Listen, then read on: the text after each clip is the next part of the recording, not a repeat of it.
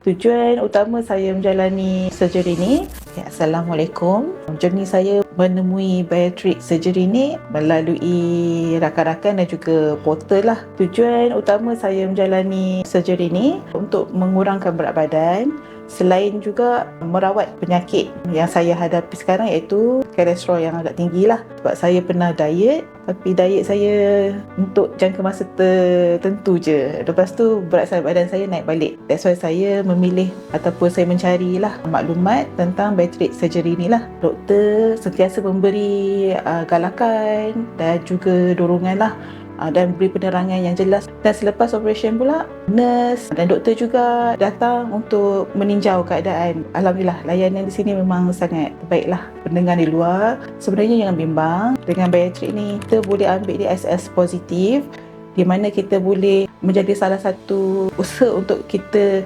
mengurangkan penyakit-penyakit yang bahaya pada masa akan datang lah.